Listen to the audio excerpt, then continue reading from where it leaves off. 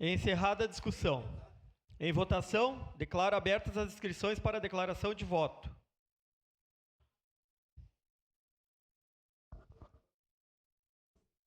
Para declarar o voto, vereadora Andressa Marques.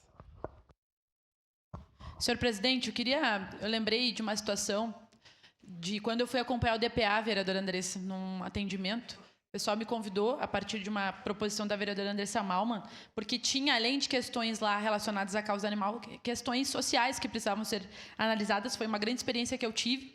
Cheguei numa casa extremamente vulnerável, né? A casa estava toda deteriorada, enfim. Mas o que eu encontrei lá dentro era uma família que tinham vários cachorrinhos e estavam extremamente preocupadas com os animais.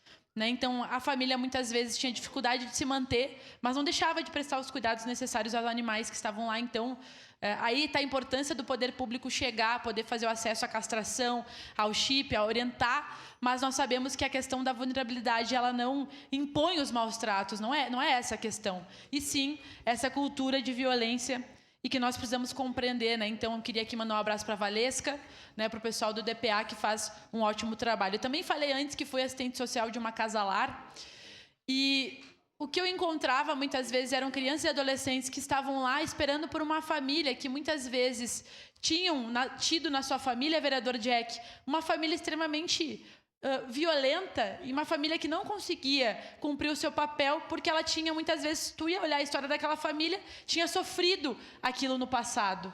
Então, a violência ela só gera violência, precarização gera mais precarização, né? Então, nós não podemos mais corroborar com essa sociedade que prega o ódio e que acha que agredir alguém, seja um animal, uma criança, uma mulher, um idoso, qualquer pessoa, a gente vai resolver algum tipo de problema, né? Porque, na verdade, isso é só destilar mais ódio, mais vingança, né? Ok, enquanto ser humano, nós sabemos que nós temos esse sentimento, mas eu não posso querer que o Estado faça isso. Se eu quero que o Estado faça isso, já é um problema e os valores estão distorcidos. Então, que a gente possa compreender, como eu falei antes, a nossa responsabilidade enquanto adultos, enquanto animais racionais, entre aspas, que dizem que somos. Obrigada, senhor presidente, por isso voto sim. Para declarar o voto,